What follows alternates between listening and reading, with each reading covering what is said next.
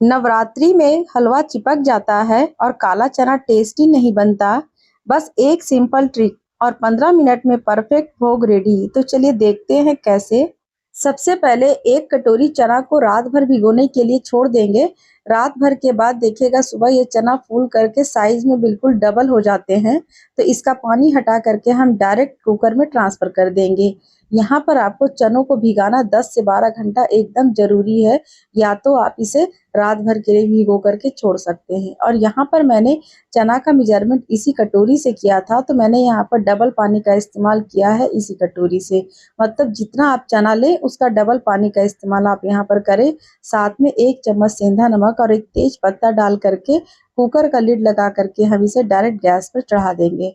और यहाँ पर हमें सबसे पहले 1 सीटी हाई फ्लेम पे लेना है। इसके बाद गैस का फ्लेम को बिल्कुल लो पे कर दीजिएगा और लो फ्लेम पे हमें 6 सीटी लगा लेना है। 6 सीटी लगाने के बाद हम यहाँ पर गैस को बंद कर देंगे और इसे इसी तरीके से छोड़ देंगे। और इधर हलवा बनाने के लिए मैंने यहाँ पर सूजी, चीनी और घी की क्वांटिटी बिल्कुल बराबर मात्रा में ली है। तो चलिए अब हम चलते हैं गैस की तरफ। तो मैंने यहाँ पर गैस में इसी घी में से 1 चम्मच घी डाला है और इस तरीके से ड्राई फ्रूट्स को हम रोस्ट कर लेंगे। तो ड्राई फ्रूट्स आप अपने हिसाब से रखिएगा। मैंने यहाँ पर काजू, बादाम और पिस्ता रखा था। थोड़ा सा ये सारी चीजें भून जाए तब लास्ट में हम यहाँ पर डालेंगे किशमिश, और किशमिश को भी हम थोड़ा सा भून लेंगे। इस तरीके से किशमिश जब फूलने लगे तब हम यहाँ पर किशमिश को और सारे ड्राई फ्रूट्स को निकाल लेंगे। और यहाँ पर आपको इस तरीके से ड्राई फ्रूट्स को भून कर ही हलवे में डालना है। इससे हलवा आपका काफ़ी अच्छा बनता है। ये आपके लिए इम्पोर्टेंट टिप्स है कि जब भी किसी चीज़ में आप इस तरीके का ड्राई फ्रूट्स ऐड करें तो इस तरीके से आप घी में या फिर तेल में पहले थोड़ा-सा भून लीजिए, तब उसका टेस्ट जो है ना कई गुना बढ़ जाता है। तो चलिए यहाँ पर हमारा ड्राई फ्रूट्स अच्छे से भुन गया है। अब हम इसी सेम पैन में बाकी के घी को डालेंगे, लेकिन 1 चम्मच के करीब हम यहाँ पर घी को फिर से थोड़ा-सा बचा लेंगे और बाकी यहाँ पर हम 1 कटोरी सूजी इसमें ऐड कर देंगे। अब लो फ्लेम पे सूजी को हमें अच्छे से पहले भूनना है। तो यहाँ पर आप आराम-आराम से धीरे-धीरे एकदम लो फ्लेम पे इसी तरीके से सूजी को भूनिएगा। और जैसे ही सूजी में एक बढ़िया-सा कलर आ जाए और एक हल्की खुशबू आने लगे, तब तक हमें सूजी को इस तरीके से भूनना है। तो देख सकते हैं यहाँ पर इसका कलर भी चेंज हो गया है और काफ़ी अच्छी खुशबू भी आने लगी थी। तो इसके बाद हम इसमें डालेंगे 3 कटोरी पानी। मतलब जितना आपने सूजी का इस्तेमाल किया है उसका 3 गुना पानी आपको डालना है और ये बिल्कुल परफेक्ट रेशियो है। और इसके बाद इसी समय हम चीनी भी ऐड कर देंगे। अब मीडियम फ्लेम पे इस तरीके से चलाते हुए हम इसे अच्छे से मिक्स कर लेंगे। और बीच में मैंने यहाँ पर 1 चम्मच के करीब यहाँ पर क्रश्ड किया हुआ इलायची का पाउडर डाला है, जिससे हलवे में एक बढ़िया सा टेस्ट आ जाता है। और जब हलवे की कंसिस्टेंसी इस तरीके के हो जाए तब हम इसमें डाल देंगे भुना हुआ ड्राई फ्रूट्स और इसी स्टेज में हम डाल देंगे बचा हुआ घी। लास्ट में घी इस तरीके से डालना एकदम ज़रूरी है, तभी हलवा हमारा एक परफेक्ट शाइनी टेक्सचर का बन करके तैयार होगा। और यहाँ पर आप देख सकते हैं तले में बिल्कुल भी ये हलवा चिपक नहीं रहा है। तो हमारा ये हलवा अभी बिल्कुल तैयार हो गया है। अब हम यहाँ पर गैस को बंद कर देंगे और इसे लिड लगा करके थोड़ी देर छोड़ देंगे। और चलिए इधर हम चेक कर लेते हैं चनों को भी।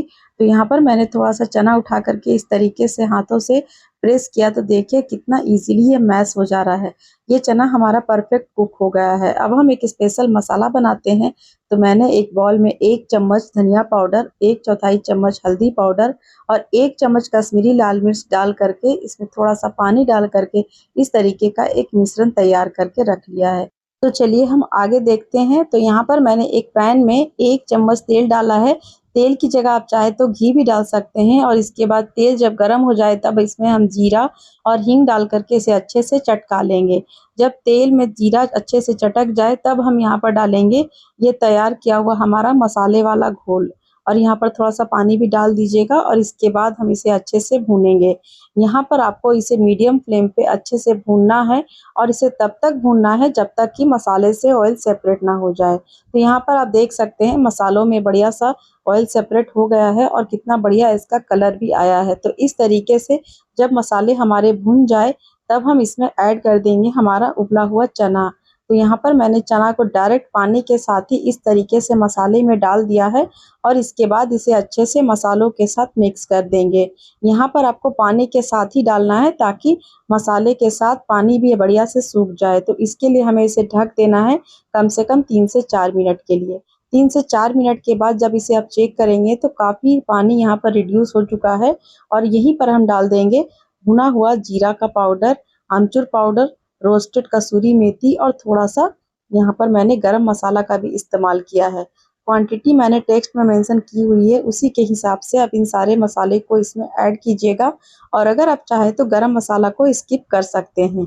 और इन मसालों को डालने के बाद देखिए मैंने इस तरीके से इसे 1 से 2 मिनट तक भुना है, तो देख सकते हैं सारे मसाले आपस में बढ़िया से लिपटा गए हैं और इस तरीके से ही हमें काला चना चाहिए, ना ही ज़्यादा सूखा और ना ही ज़्यादा गीला। तो यहाँ पर आप देख सकते हैं बिल्कुल ये परफेक्ट भुन चुके हैं। लास्ट में हम यहाँ पर डालेंगे हरा धनिया और हरा धनिया डाल करके इसे बढ़िया से मिक्स कर लेंगे। तो लीजिए हमारी ये काला चना भी बन गई है, थोड़ा-सा इसे हम ढक देंगे और इसे हम सर्व करेंगे एक बढ़िया सी बाउल में। तो हमारी ये नवरात्रि स्पेशल हलवा और काला चना की रेसिपी तैयार हो गई है। वीडियो अच्छी लगी हो तो वीडियो को लाइक, शेयर और चैनल को सब्सक्राइब ज़रूर कर दीजिएगा।